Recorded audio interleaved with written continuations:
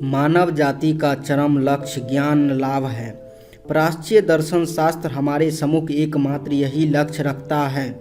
मनुष्य का अंतिम ध्येय सुख नहीं वरन ज्ञान है, क्योंकि सुख और आनंद का तो एक न एक दिन अंत हो ही जाता है। अतः यह मान लेना कि सुख ही चरम लक्ष्य है मनुष्य की भारी भूल है। संसार में सब दुखों का मूल्य यही है कि मनुष्य अज्ञानवश यह समझ बैठता है कि सुख ही उसका चरम लक्ष्य है।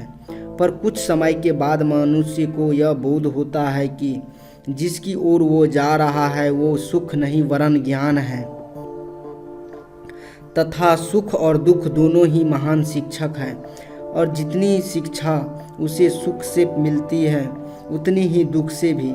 सुख और दुख ज्यों ज्यों आत्मा पर से होकर जाते रहते हैं त्यों त्यों वे उसके ऊपर अनेक प्रकार के चित्र अंकित करते जाते हैं, और इन चित्रों अथवा संस्कारों की समष्टि के फल को ही मानव का चरित्र कहते हैं।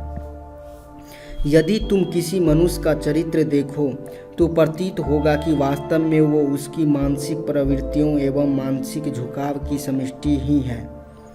तुम यह भी देखोगे कि उसके चरित्र गठन में सुख और दुख दोनों ही समान रूप से उत्पादन स्वरूप है।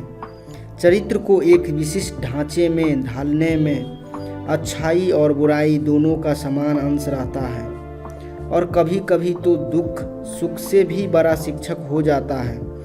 यदि हम संसार के महापुरुषों के चरित्र का अध्ययन करें तो मैं कह सकता हूँ कि अधिकांश दशाओं में हम यही देखेंगे कि सुख की अपेक्षा दुख ने तथा संपत्ति की अपेक्षा दरिद्रता ने ही उन्हें अधिक शिक्षा दी है, एवं प्रशंसा की अपेक्षा निंदा रूपी आघात ने ही उसकी अंतःस्थ अग्नि को अधिक प्रस्फुटित किया है।